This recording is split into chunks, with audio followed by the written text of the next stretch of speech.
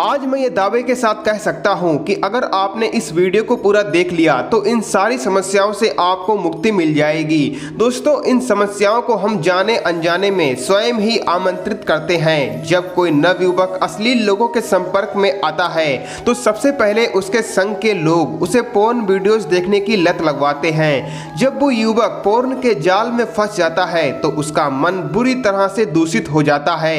उसके मन में बुरे संस्कारों का उदय हो जाता है। ऐसी स्थिति में जब कोई युवक पहुंच जाता है तो वह हर किसी स्त्री को सेक्स की दृष्टि से देखता है। उसके सोचने समझने की विचारधारा बदल जाती है। पोर्न की ये गंदी लत उसे हस्त मैथुन करने पर विवश कर देती है।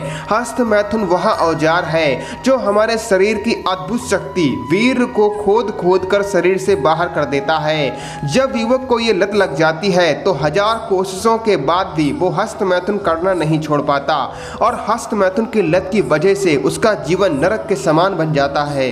हस्त मैथुन की लत अनेक बीमारियों को जन्म देती है, जैसे कि स्वप्न दोष, कमजोर पाचन तंत्र, बाल झड़ना, आंखों की रोशनी का कम होना, जल्दी हांफना, भूख न लगना, हर समय उदास सा रहना, आंखों का धंस जाना आदि अनेकों बीमारियों से व्यक्ति ग्रसित हो जाता है।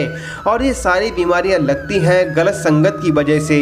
इसीलिए तुलसीदास जी ने कहा है, को न कुसंगति पाई नसाई, रहे न नीच मते चतुराई। अर्थात खराब संगत से सब बर्बाद हो जाते हैं। नीच लोगों के विचार के अनुसार चलने से चतुराई बुद्धि भी भ्रष्ट हो जाती है। अगर हस्त मैथुन से छुटकारा चाहते हो तो सबसे पहले अपनी गलत संगत को सुधारो और हमेशा अच्छे भगवत प्रिय लोगों का संग करो, उनकी सलाह मानो, क्योंकि बुरे लोगों की सलाह का नतीजा हमेशा बुरा ही होता है। दूसरी बात, जो आपके मन में पोर्न वीडियोस की वजह से जो अश्लीलता भरी पड़ी है उसको बाहर निकालना होगा। इसके लिए आपको किसी न किसी भले काम में अपने मन को लगाना है। मन को सर्वदा नेक कामों में लगाए रहने से वह वश में रहता है।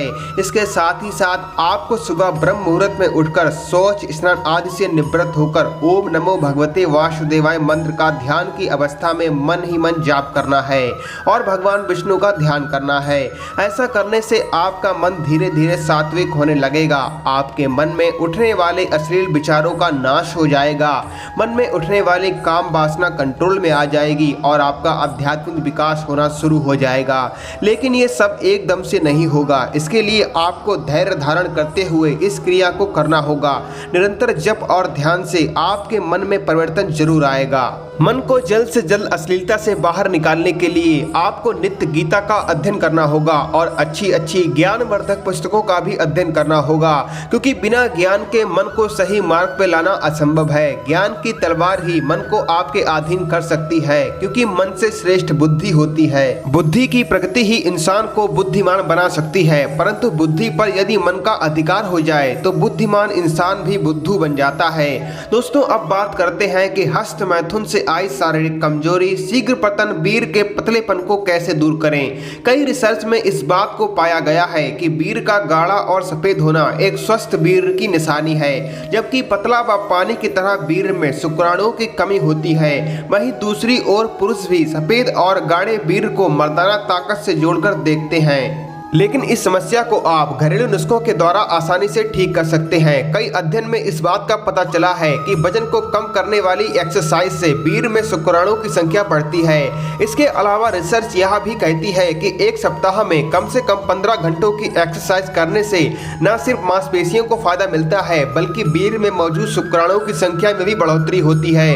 इसीलिए ध्यान और प्राणायाम के साथ साथ एक्सरसाइज भी जरूर करें। वीर को तेजी से गाढ़ा करने के लिए अश्वगंधा चूर्ण का प्रयोग करें। भारत में सदियों से अश्वगंधा का प्रयोग किया जा रहा है। आयुर्वेद में यौन रोगों के इलाज के लिए इसका उल्लेख विस्तार पूर्वक किया गया है। वर्ष 2016 में एक अध्ययन किया गया और इस अध्ययन में कम शुक्राणु वाले 46 पुरुषों को शामिल किया गया। इन सभी पुरुषों को रोजाना 675 मिलीग्राम अश्वगंधा दिया गया। 90 दिनों के बाद जब इनके शुक्राणुओं की जांच की गई तो उसमें 165% की वृद्धि देखने को मिली। इसीलिए अश्वगंधा को रात में 1 गिलास गाय के गुनगुने दूध के साथ अवश्य लें। जब आपका वीर गाढ़ा हो जाएगा तो आपका शीघ्र पतन ऑटोमेटिक ही खत्म हो जाएगा। अश्वगंधा सिर्फ वीर को गाढ़ा ही नहीं करता, बल्कि हमारे टेस्टोस्टेरोन लेवल को भी बढ़ाता है। लेकिन एक बात का विशेष ध्यान रखें कि इन नियमों को अपनाने के बाद आपको भूल कर भी वीरनाश नहीं करना है। अगर वीरनाश कर दिया तो आपका वीर कभी गाढ़ा नहीं हो पाएगा। मन के कहने पर मत चलो, मन तो चंचल होता है। जिसका मन जितना अधिक चंचल होता है वह उतना ही ज्यादा परेशान रहता है। वीर बचाने से मन स्थिर होता है और हमारा जीवन बेहतर होता चला जाता है। निरंतर अभ्यास और वैराग्य से अश्लील विचारों से दूर हो जाओ, फिर वीर बचाना एक खेल हो जाएगा। क्योंकि जैसे विचार होंगे वैसे ही कर्म होंगे। सब खेल मनुष्य की सोच का है। हमें सोचना चाहिए कि पल भर के सुख के लिए वीर निकालना और जीवन के तमाम पलों को नरक के समान जीने में कौन सी समझदारी है। आजकल के यार दोस्तों की बातों में मत आना। सदैव स्मरण रखना कि ईश्वर हर पल तुम्हें देख रहा है। बुरे काम का फल तुम्हें ही भुगतना पड़ेगा, तब ये दोस्त तुम्हारे काम नहीं आएंगे। ये देह परमात्मा की एक नायाब भेंट है जो हमें अपना कल्याण करने के लिए मिली है। इसे यूं ही पल भर के सुख के लिए वीर निकाल के मत गवाओ, ये फिर कभी नहीं मिलेगा। जब कोई वीर निकालने जाता है तब उसकी दिल की धड़कन तेज हो जाती है। एक प्रकार का भय उसे घेर लेता है।